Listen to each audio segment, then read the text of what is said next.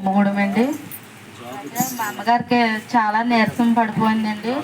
ఒంట్లో బాగోపోతే మేము హాస్పిటల్ తీసుకెళ్ళి మా ఇంటికి తీసుకొద్దామని నేను వెళ్ళానండి. వెళ్ళాడు మా అమ్మ చాలా విపరీతంగా నీరసం పడిపోయింది, దడ పడిపోయింది.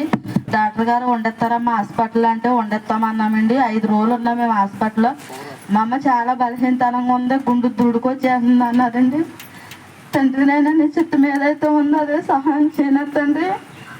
అమ్మని ఏమి కాకుండా నువ్వు సహాయం చేయనత్తండి. తండ్రి సన్నిధిలో మేము సాక్షి పెట్టుకుంటూ సాక్షిగా నిలబడతామని నేను అనుకుని మా ఇంటికి తీసుకెళ్ళానండి. తీసుకెళ్ళాక నేను పట్టంపాలెం మాకు దగ్గరండి, అక్కడికి వెళ్ళి అయ్యగారి దగ్గర తీసుకెళ్ళా.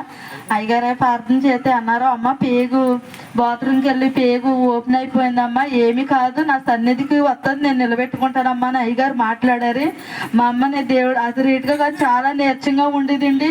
దేవుడు చాలా స్వస్థపరిచాడండి. ఇక్కడ కూడా మా అమ్మ మా నాన్న వస్తున్నారండి. మా అమ్మకి ఆరోగ్యంగా ఉండేలాగా మా నాన్నగారు మందు తాగుతారండి, మా నాన్న మానేయాలండి. ఈ చిన్న సాక్ష్యం దేవుడు దీవించను కాకండి.